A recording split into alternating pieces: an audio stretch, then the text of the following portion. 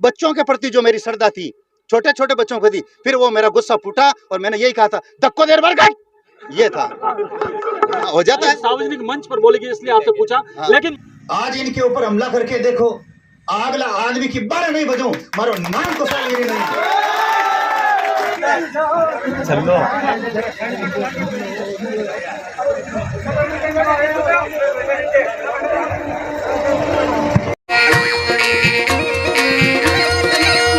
आज की बात राजीव देवासी के साथ। नमस्कार, मैं फिर से राजीव देवासी और हम इस समय बिलाड़ा के यहाँ पर NH हाईवे पर यहाँ पर खड़े हैं और बिलाड़ा के लिए शुभ मंगल की बात, यहाँ पे एक क्रांतिकारी संत बिलाड़ा में आए हैं। आप देख सकते हैं सुर्खियों में महाराज श्री कब आते हैं, जब मंच पर आप कोई भजनों की प्रस्तुति को लेकर के कोई टाइमिंग आपके अनुसार से दिया नहीं गया था, तो आपने वहां पर जो डायलॉग मारे थे वो आज डायलॉग सोशल मीडिया पे हंगामा मचा रहे हैं, लोग उनकी क्लिपिंग कर रहे हैं। और आपको बता दूं, मैं विश्व स्तरीय गौशाला है वहां का अगर आप पता लगाएंगे तो वहां पर हर चीज अनुशासन में है और वहां पर एक जबरदस्त व्यवस्था है। वहां पर कैसी भी विकलांग गौ माता हो या कोई भी दुर्घटना हो जाए, गाड़ियां आपने चारों ओर भेज रखी है। और आप सुर्खियों में कब आते हैं, जब आपने एक डायलॉग जो है आपका फेमस, फूलचंद को वहां से बाहर भगाई, ऐसा कुछ धक्का ठोके बाहर ठोके, ऐसा कुछ आपने बोला था और वो फेमस हो गया है। तो 1 मिनट में ही हम आपसे सिर्फ यही जानेंगे किस प्रकार की आपकी गौशाला है, कब से है, क्या क्या अपील आप जनता से करना चाहते हैं। भारत के अंदर हमारी जो 6 प्रकार की सेवाएं हैं, लावारिस गोवंश के लिए 18 एम्बुलेंस है। 36 कौम का कोई भी व्यक्ति बुलाए वो एम्बुलेंस निश्चित एरिया पर जाती है। एक दूसरी सेवा, 5 राज्यों से घरेलू गोवंश आता है, पंजाब, हरियाणा, यूपी, मध्य प्रदेश और राजस्थान।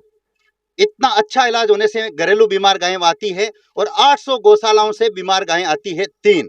चौथा, पूरे भारत के अंदर 5000 डॉक्टर और कंपाउंडर तैयार करेंगे। 1800 डॉक्टर कंपाउंडर तैयार कर दिए और मौजूद में 125 कंपाउंडर अभी प्रशिक्षण ले रहे हैं।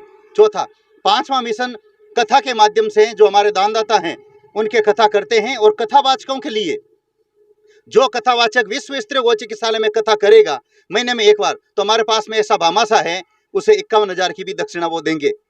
और छठा मिशन, देश का सबसे बड़ा संगठन है कामधेनु सेना, जिसका आपने भी यहाँ पर इसका सक्रियता देखी है।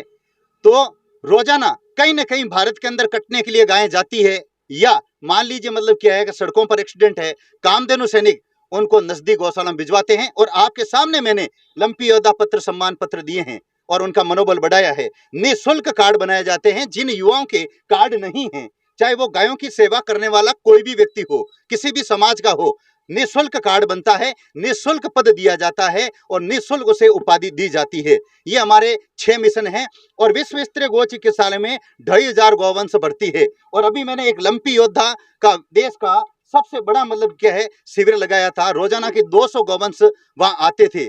24 घंटे हमने दरवाजे खोल दिए, लेकिन हमने हमारे गायों के लिए दरवाजे कभी बंद नहीं किए। अगर हमारे को कर्जा लेना पड़े तो भी हमने इस उद्देश्य से सेवा की, लेकिन ईश्वर की कृपा रही, लेकिन हमारे ऊपर कर्जा नहीं हुआ और हजारों गायों की सेवा हुई। विश्व स्तरीय गौ चिकित्सालय में 400 कर्मचारी है जो इंसानों की हॉस्पिटल की तरह 3 पारियों में काम करते हैं, 8-8 घंटा की ड्यूटी की तरह। और रात को भी वैसी सेवा होती है, रात को 2 बजे भी बीमार गाय आती है। कलयुग में सतयुग जैसी सेवा, माता पिता की मानती आत्मीय भाव से सेवा होती है। जय गौ माता, जय गोपाल।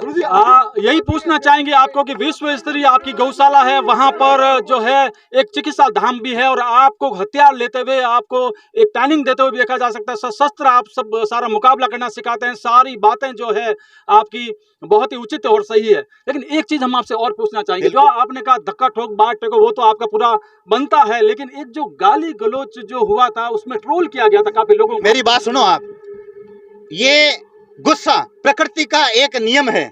सुनना मेरी बात, जब हम 10 बार समझाते हैं, अगर यहाँ पर गाय की सेवा नहीं हो रही है और उसके रस्सी पड़ रही है, कीड़े पड़ रहे हैं, 5 बार उस कर्मचारी को बोल दिया है, तो जिसके हृदय के अंदर निष्पाप होता है तो ऑटोमेटिक उसको गुस्सा आएगा। और गुस्सा धरती पर ईश्वर ने अवतार लिया, चाहे भगवान राम हो चाहे कृष्ण हो, उनको गुस्सा आया। और ऋषि मुनियों को भी, उनको जिन्होंने श्राप दिया, मैंने तो आज भी इनको गले लगाए, ये रहा श्रवण सेन, ये बोलो। अच्छा, आप है श्रवण सेन।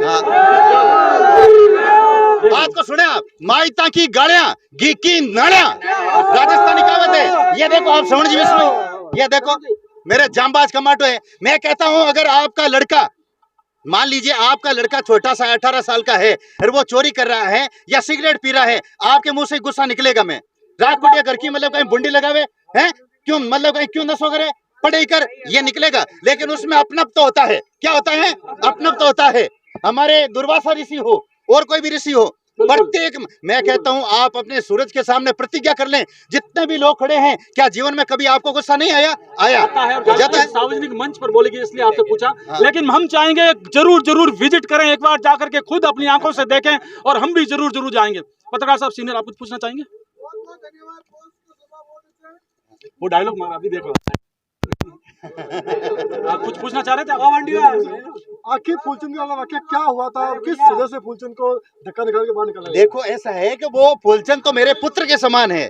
वो तो आज भी मेरा मतलब कि शिष्य मेरे पास आता है। कहने का मतलब है ये ऐसा हुआ था कि शनि जयंती पर नागौर के अंदर एक जिला स्तर की प्रतियोगिता हुई, जिसमें कलाकारों को समय दिया गया था। उसमें मैं मुख्य अतिथि था और मेरे सानिध्य में हो रही थी। लेकिन जैसे मान लीजिए उदाहरण के तौर पर, आप बड़े कलाकार हैं, इनको 15 मिनट दिया, और आप छोटे कलाकार हैं, इनको 3 मिनट दिया, ये मुझे अच्छा नहीं लगा। तो हमने मीटिंग की, अगली जो मतलब क्या जिला स्तर की प्रतियोगिता करते हैं, तो फिर हमने 28 तारीख को की, 28 जून को। तो उस समय प्रतियोगिता के अंदर कई लड़कों के मतलब 15-15 मिनट फिर दोबारा दिए, और कई लड़कों के नंबर नहीं है उसमें। देखना मैंने क्या कहा। फिर एक प्रतियोगिता गुरु पूर्णिमा को हुई, तीसरी, उसमें जो पूरा काम फूलचंद को दिया गया था, नाइक को, जो प्रसिद्ध सिंगर है। मैंने कहा फूलचंद जी, आप मेरे पास में रहते हो, मेरा स्वभाव जानते हो, चाहे छोटा कलाकार हो चाहे बड़ा कलाकार हो, सबको 8 मिनट देना है। फूलचंद का जो जिगरी था, क्या था, पिंपाड़ शेर का, उसने फूलचंद ने उसको 15 मिनट दिए। गोरी के नंदा और मैथा ने सिमरू, दोनों एक ही भजन है, लग लिया। मैंने उस समय 5 बार स्लिप भेजी थी, इस भजन को रोकें, एक ही भजन देंगे, छोटे छोटे बच्चों का नंबर कैसा आएगा। उन्होंने फिर मतलब क्या पक्षपात किया, और फिर मेरे मतलब क्या है, बच्चों के प्रति जो मेरी श्रद्धा थी, छोटे छोटे बच्चों को दी, फिर वो मेरा गुस्सा फूटा, और मैंने यही कहा था, धक्को देर भर गट, ये था।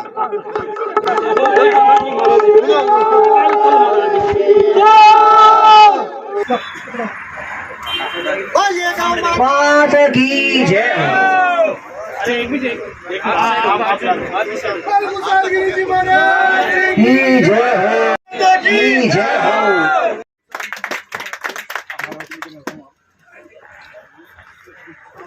बोलिए गौ माता की जय। थोड़ा टाइम ले समस्त माता की जय हो। राष्ट्रीय महासचिव और जी सकते